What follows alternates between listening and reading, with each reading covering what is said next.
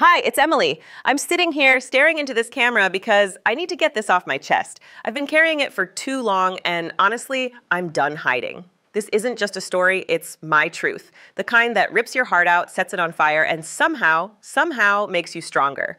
So grab a coffee, settle in, because I'm about to tell you about the day my world turned upside down. The day I learned what betrayal really feels like, and the day I became someone I didn't know I could be. It was a cold November afternoon in Chicago.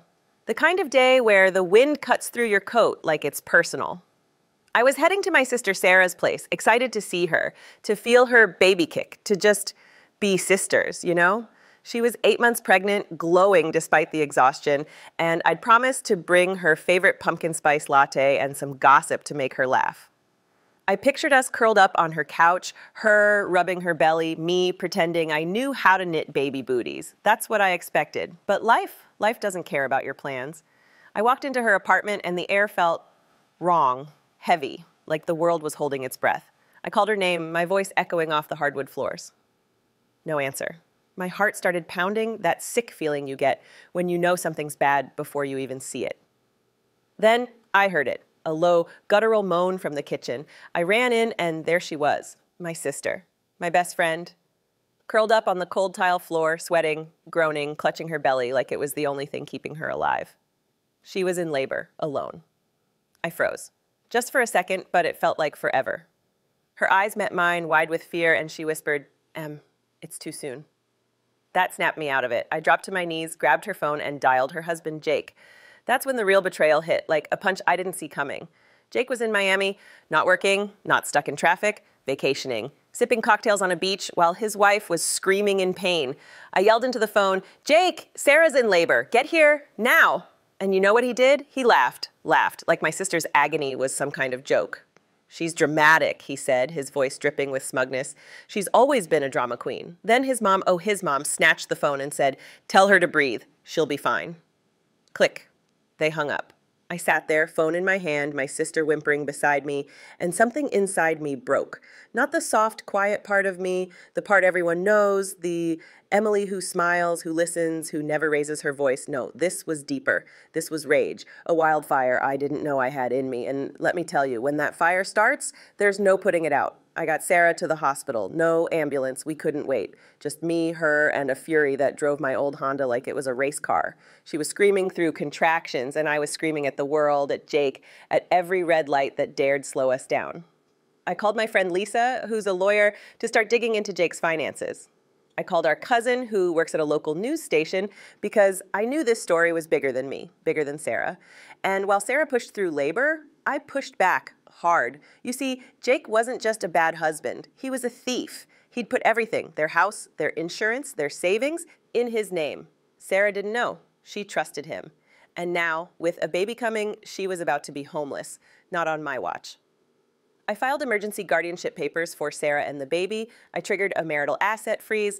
I sent every damning piece of evidence to my cousin at the news station. Screenshots of Jake's texts dismissing Sarah's pain, voice recordings of that cruel laughter, and a video I took in the hospital. Sarah, pale and shaking, whispering, "Why doesn't he care?" That video, it broke my heart all over again. 2 hours later, Sarah gave birth to a beautiful baby girl, Mia. Perfect. Tiny Mia. I held her first because Jake wasn't there. He didn't deserve to be. And while Sarah rested, I kept working. By midnight, the story hit social media. Vacation dad laughs while wife in labor alone, sister steps in. It spread like wildfire. Twitter, Instagram, even local news picked it up. By morning, it was trending nationwide.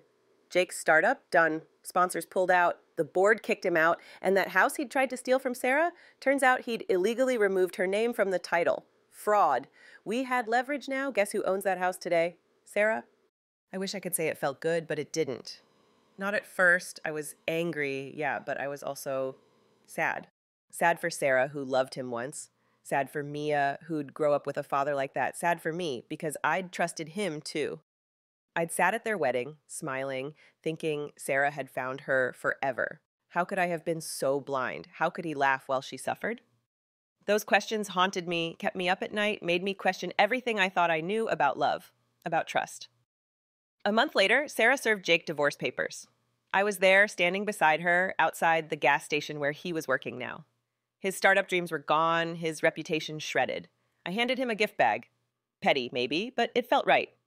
Inside was a framed photo of Mia, a list of court dates, and an adult diaper.